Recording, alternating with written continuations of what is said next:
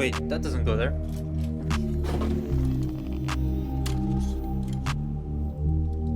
There.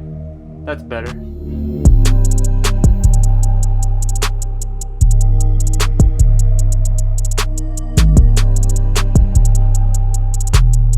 Armada was an interesting show. I said in my last Armada toy video that the show was bad, and while that video was basically an April Fool's thing that not a lot of people caught on, because I really like the Unicron trilogy, the show was full of animation errors and had some interesting plot points, but it has its quote-unquote charm to it. But my favorite part about that show was Starscream, and when he got a refresh in Thrilling 30, I was very excited for this thing. And now he's supposed to be getting yet another new toy, so that's fun. Thrilling 30's take was a deluxe, and I feel it's too small of a size class for this guy. He desperately needs to be bigger for me, and the new one is supposed to be Voyager, so that's good. Again, these are all based on like rumors. This toy looks pretty good though, and while it's not a 100% spot on representation of the original, it's not going for that, so I like it. It's going for a different take on the Armada Starscream. It really does feel like it's lacking paint, but the Takara one just has a much better paint job. Paint aside though, the color separation on this guy is great. The red and black combo look really sick.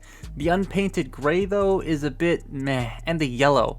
The random yellow looks weird to me.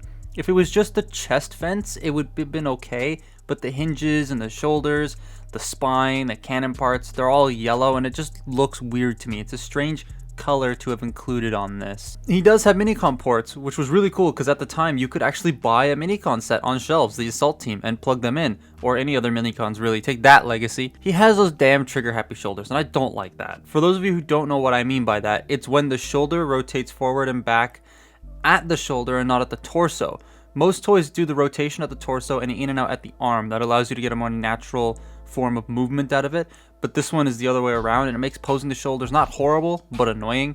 And the reason I call them trigger happy shoulders is because Titan's Return Trigger Happy was the one where I first realized that these shoulder joints existed. The shoulders also have a tendency to bump into the wings because of the way the wing ball joint is placed. You either have to have the wings perfectly straight or all the way back. If you want to angle them, the arms bump into the wings and it gets really annoying. Speaking of the wings, he has swords in them. I love how they just clip underneath them, and if you want to be Armada accurate when deploying a sword, you can either fold the wing back or just take it off because it's on a ball joint. But he does look great holding the swords too. I like the trans orange they use, but getting him into sword poses is kind of difficult because those shoulders and lack of lower body posing. Like, it's fine for the time, but by today's standards, it's not the most posable thing in the world. But we'll talk about that in a bit. The cannons on the back are folded down because it helps my copy stand better. Age hasn't been kind to the feet.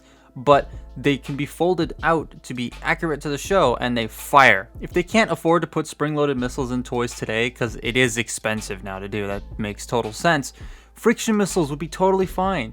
Like, I'd love that, and these are friction missiles.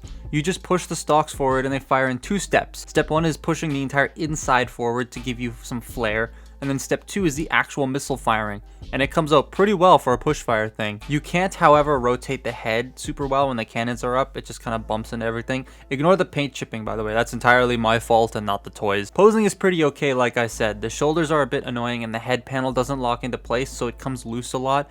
The wrists don't lock in, and that's annoying, and he has no waist and no ankle pivots, but the knees bend all the way, and that's super useful. So is the forward and back at the ankle, which kind of makes up for the lack of side-to-side tilt.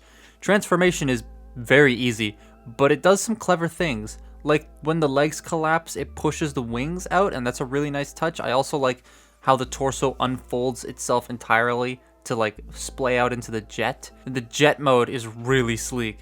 But I have heard some, not a lot, but some complaints it's not Armada accurate with the arms. You can just fold them forward though, problem solved, no need to complain. He has minicon ports on the top. Sorry, Andrew.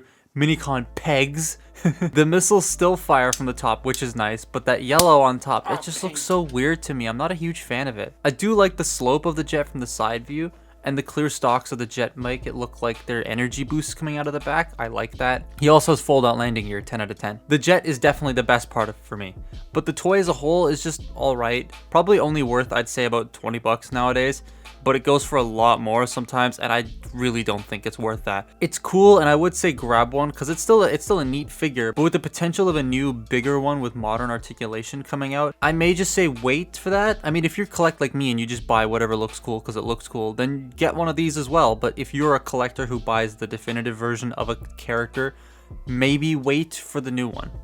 But that's been my look at Transformers Thrilling 30 Armada Starscream. Follow me on Twitter and Instagram, and I'll see you next time. Bye bye. I'm actually gonna go have a quesadilla. I'm hungry.